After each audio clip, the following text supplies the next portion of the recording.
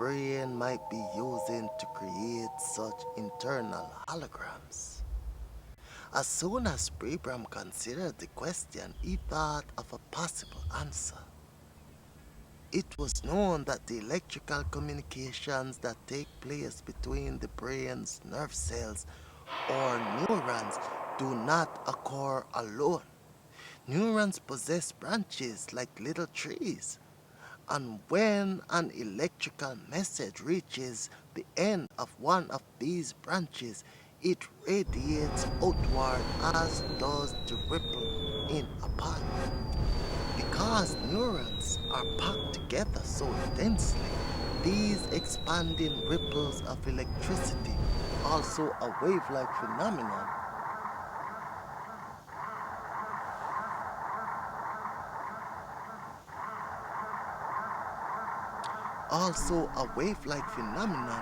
are constantly crisscrossing one another.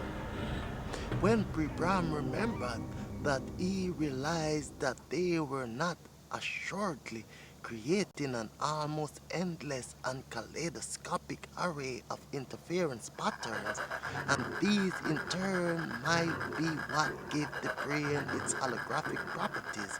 The hologram was there all the time in the wavefront nature of grid cells connectivity. Pribram observed Pribram. He simply hadn't got the wits to realize that. If you want to know the Illuminati, study the reptile, Credo Motra. It was a real shock when I, David Icke, was guided to this next revelation. And no doubt, it will be for you if you are new to the subject. Other puzzles explained by the holographic brain model. Pribram published his first article on the possible holographic nature of the brain in 1966 and continued to expand and refine his ideas during the next several years. As he did, and as other researchers became aware of his theory, it was quickly realized that the distributed nature of memory and vision is not the only neurophysiological puzzle the holographic model can explain. As do most people in the field of conspiracy research. But David, I don't give a bugger. It is what it is. As David, I traveled America for 3 months in 1996, talking to what were then tiny audiences. He began to pick up on a theme there, and there that the bloodlines were the genetic offspring of a race of reptilians. It's okay. Your eyes are working. Don't worry. David Icke really did say a race of reptilian entities. And he does not just dismiss something because it seems outrageous to the program mind. But for sure, when he first heard about the reptilian connection, he thought, what? Say that again and speak very slowly. He did what he does with everything that he cannot immediately understand or fit together.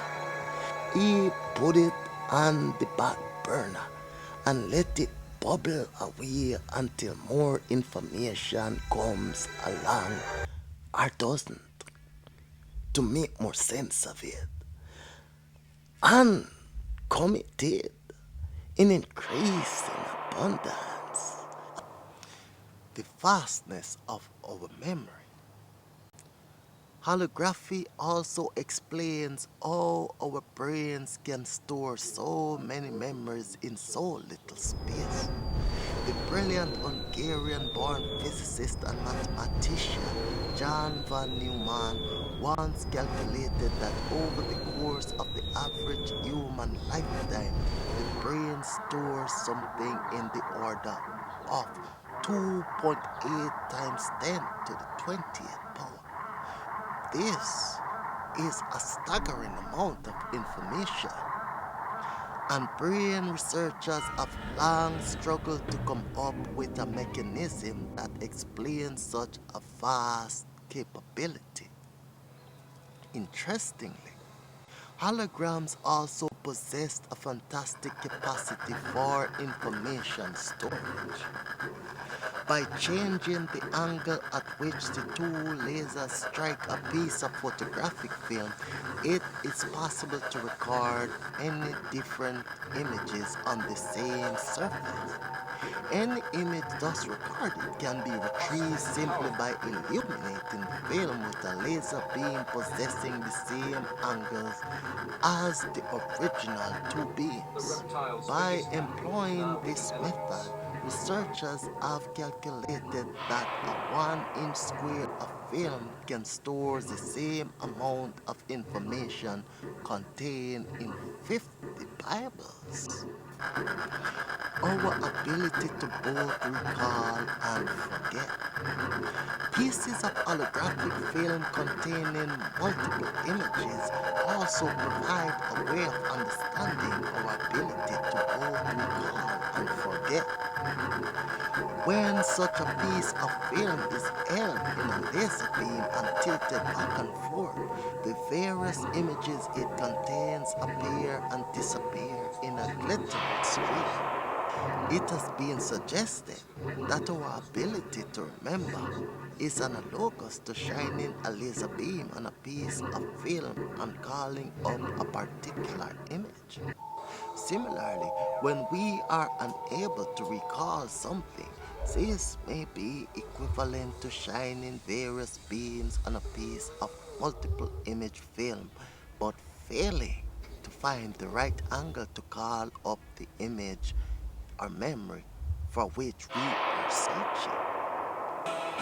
If you let program perceptions and norms dictate what you do and say to avoid ridicule or condemnation, is anything ever going to change or move on?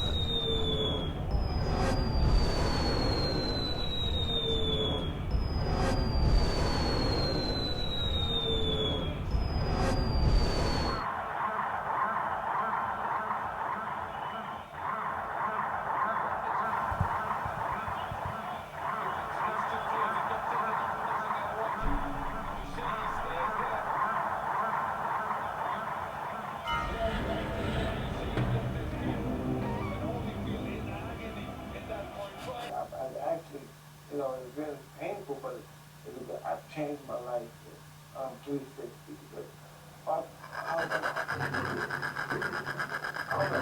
was I was